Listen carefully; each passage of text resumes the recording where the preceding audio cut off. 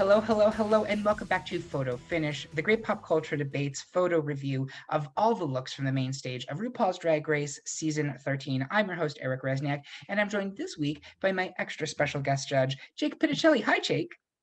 Hey, Eric, how are you? I'm What's amazing. What's in your pocket, Jake? secrets is something that's 9 inches and fully functional most of the time. Well, What's in your pocket, Eric? Oh, it's Saturday, honey. I'm not wearing pants. I do want to say I didn't know we were having a caftan moment. I feel very attacked right now. I have at least one other that I've never debuted on this, so I'll be looking forward to that in a future episode. But for today, we are here to toot, boot, shoot, poot, and moot the looks from episode 13 of RuPaul's Drag Race of season 13. And the theme was Haute Poquettes. And first up to the stage, we have Symone. What do you think, Jake? All right, so I will admit I am a huge Symone fan. From the beginning, she was just giving me Electra Abundance vibes, and just her looks. I just think she is a well-rounded queen, but I honestly think she really shines on the runway. And this look, I really loved. I thought it was high fashion. It was campy. I love that she changed up her hair. I don't care that she got the wig from Tina Burner. I'll accept it. It'll be okay. I love the boot cut of the leg. I just thought it was so fashion forward, and I was really living for this look. So I definitely give it a shoot because it definitely killed me in the best way possible. Amazing. I'm gonna give this a toot. I thought first I heard the thing was pockets, I was like, someone better come out here dressed like an actual hot pocket sleeve. Nobody did that. By the way, all of you Tina Burner haters, she would have given me that. She would have given me my hot hem and cheddar fantasy. Nobody did that. But at least Symone went to camp, and I think she gave us something that isn't necessarily flawless. No, there's a lot of problems with this outfit, but I think it swings for the fences, and I love that. I love the ambition that I see here. I think it's really fun and really funny, and she sold it on the runway. That look, that scene stir look from Paramore, I thought was so amazingly funny. I thought it was very successful in what it was attempting to do, and I would much rather have queens go out there and try something bold on the runway than to do something basic. So this is a toot. Speaking of basic, the next girl is Olivia Lux. What do you think, Jake? Oh goodness, Olivia Lux. I did not live for this dress, unfortunately. I mean, again, like you said, you hit it right off the bat. It's pretty basic. I feel like this look could have been a look for like 5 other different challenges. And, it's a silhouette that we've seen many times before on different queens with just, yes, it is form-fitting. I like it as just a regular look, but for this challenge, Haute Poquette, or, I just did not, she could have done a lot more. And so I'm not entirely surprised, how the judging panel ended up on that. So I definitely give it a boot for sure. I'm gonna moot it because I think it is objectively pretty. I feel Olivia has been very harshly treated in the past couple weeks, and I'm also guilty of that. So I felt a little bad for her this week, and I want to take back some of that. I think she's talented. I think she's gorgeous. I think she's young, and I think she's still figuring out what her drag is, even though she says she knows who she is. I think 5 years from now, if you ask her that question, did you know who you were in season 13? She'll be like, hell no. This is fine. I think it is a total whiff on this challenge.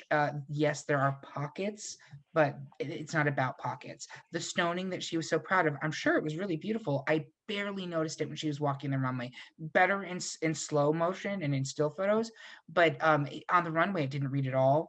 That hairline is so thick that it could kill someone, and so it's just I think Olivia just needs to cook a little bit more. I think there's so much amazing raw talent there, and I'm sad that we never got to see her like piano chanteuse thing that she just said that she did, but this is a moot for me. Next up, we have Rose. What do you think, Jake? Rose all day. I love this look. I love Rose. I just think she is really coming into her own right now this season. I think she was maybe an underdog at the beginning because there were just so many big personalities, but right now I feel like she's just a queen that's gotten better and better, and the runway is really a place where she's displayed that. And this look I love. I give it a definitely, it's between a toot and a shoe. I'm going to give it a toot. I think it is, it's fun. I love the reveal underneath. I love, I think compared to the rest of the queens on the runway, she literally had the most amount of pockets. So she took it really to heart and to and I just love what she did with it. And yeah, I definitely am going to give this a toot because yeah, she killed it this challenge, and I'm all about this look. It's creative, it's fun, but also high fashion as well. Yeah, it's all of those things. I'm also going to toot this. I did a little gasp when she did the reveal. I assumed a reveal was coming based on the overlay. What's funny to me is in the critiques, Michelle was just like, "Oh, I'm so glad we're able to see her body and the proportions are amazing." Girl, there are no Where proportions in this dress. It's a fucking A. She looks like she's a letter of the alphabet, but it's still very uh, fashionable. It is totally 60s. It's totally mod. And I think Rose had a vision for this and she really executed it. It's playful, it's chic. And those are things that I struggled with Rose's fashion earlier in the season when it was a lot of extra shit. This was pared down and edited, yeah. and it was a very successful look. So it's an absolute two for me.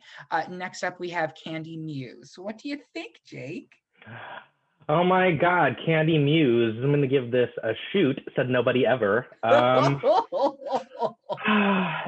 I will say, you know, I do get that people have been hard on her, and many of the times, most of the time, actually pretty much all the time, it is warranted.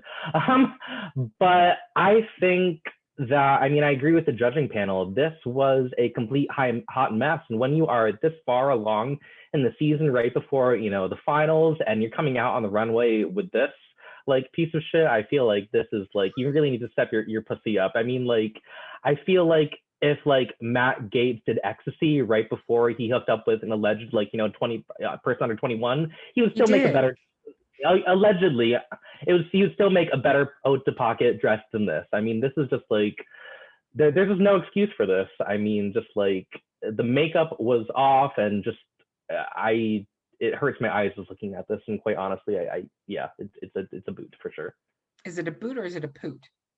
Oh, I'm sorry, it is a poot. Okay, there you go. I just had to check. I'm also going to put this. So I actually really softened on Kandy this week. I've actually been softening too for the past several weeks. And I felt bad for her on the runway on this because I think someone lied to her. One of two things happened. Either this was something she put together last minute, or she went to a designer and was like, "This is what I want," and probably paid them a significant amount of money. And this is what they gave them. It's almost unkind to me. I don't even know what the fuck this is. There's a bodysuit underneath. There's holes and laces going through the bodysuit in weird places.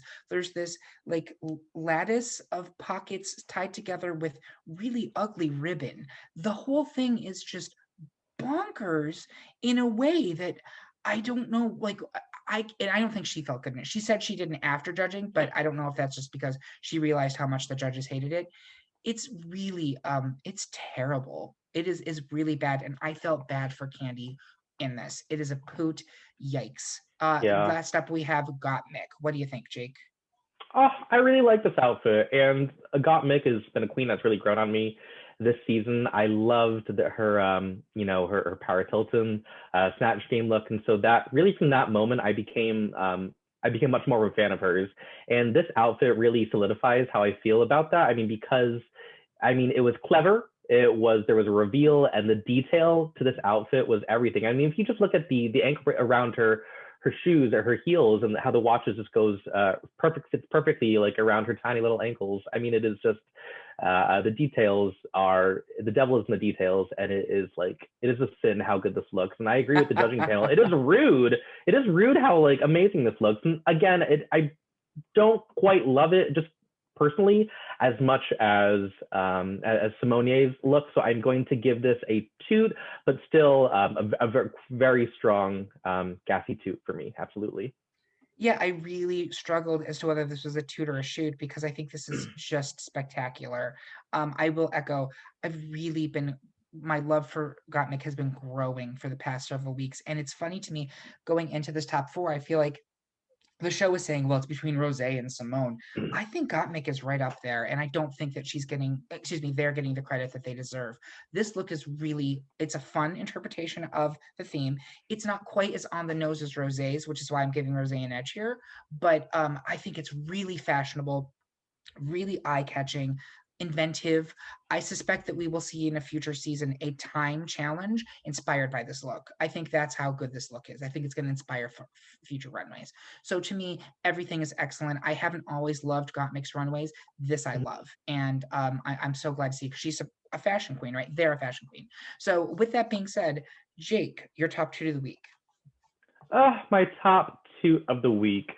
I am going to give it to, probably Gottmik. I have to say, this is like, just looking at this now, I am just so, it is really, I'm still blown away by it. And I don't think I appreciated it much last night because there's just so much detail and intricacy to the look. But now that I'm looking at it again, and just there's so many elements to that. And that's the problem with this, is that when you have so many elements, if they don't come together, it's not going to work. But, it completely hit the mark. And so this is definitely, I'm going to give it my top toot of the week. And so for my top two of the week, I'm going to go with Rosé. I hear exactly what Jake is saying, and I also find myself drawn more to Gottmik's this morning. But last night, as the episode was airing, Rosé was the one I went with, and I'm going to dance with the one that brought me. So I'm going to give it to Rosé. I thought that it was a more true interpretation of pockets, and I thought it was really successful, and also for Rosé, very surprising, right? We've never seen her in anything remotely like that, I don't believe. Yeah. So for me, the top toot is Rosé.